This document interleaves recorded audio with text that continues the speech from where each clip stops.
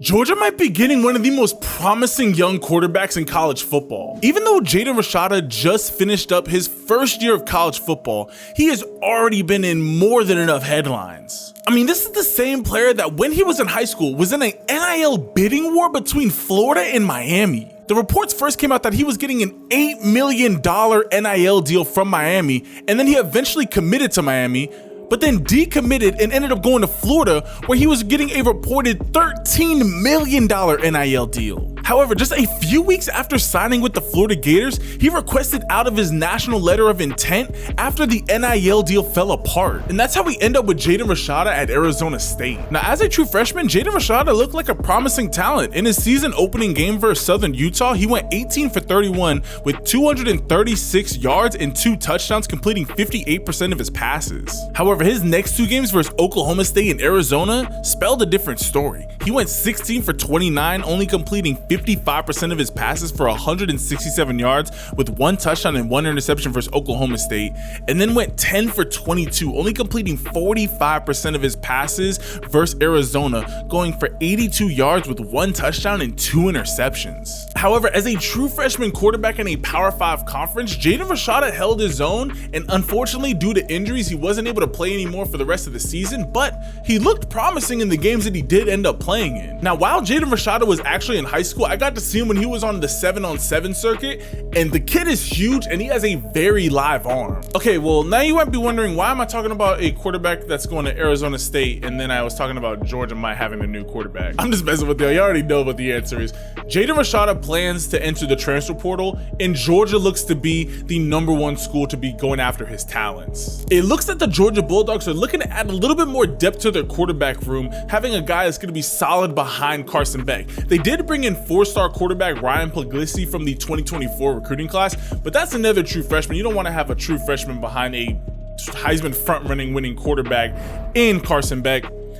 I think bringing in a guy like Jaden Rashada is going to play that perfect transition quarterback role where he either lives up to the hype, and once Carson Beck goes to the NFL next season, then Jaden Rashada can step into that role, or, I mean, Georgia's got plenty of talent. They're going to have Ryan Puglisi after this season. He could be the quarterback of the future for the Bulldogs. They just landed 4-star quarterback Ryan Montgomery in the class of 2025, who would be a true freshman going into next season. I mean, there's a lot of talent that the Georgia Bulldogs are going to be having in that quarterback room. Oh yeah, by the way, they're bringing in the #1 quarterback in the class of 2026 as well. So Georgia's quarterback room is more than fine moving forward. It's just this year, having a more veteran quarterback behind Carson Beck would really ease a lot of UGA fans' minds, because if it's a little 1-week injury, 2-week injury that Carson Beck might sustain during the season, you want a quarterback. You don't want to see a Florida State situation where you end up throwing a quarterback in there who just completely derails the whole team because he's not able to live up to even close to the talent that Georgia has with Carson Beck. So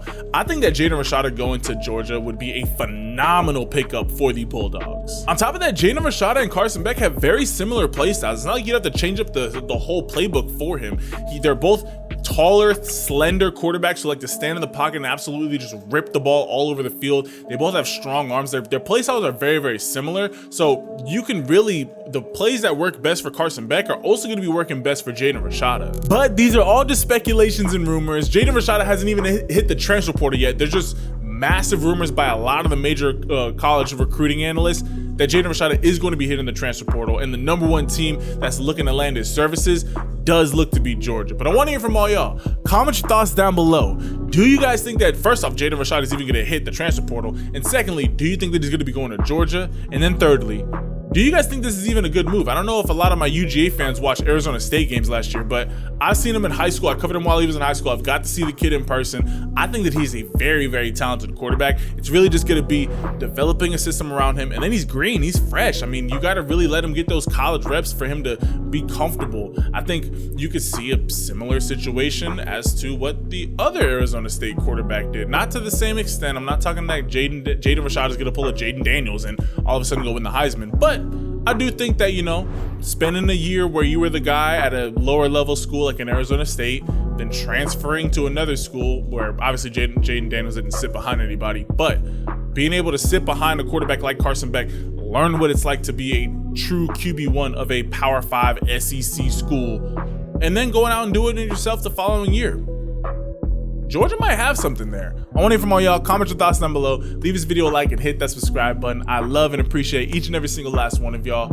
If nobody has told you this today, I'm telling you, I'm talking to you right there. You are special. You bring a lot of value to this world. Don't ever let anybody bring you down. Don't ever let anybody say that you're not worth it, say that you don't bring anything to the table.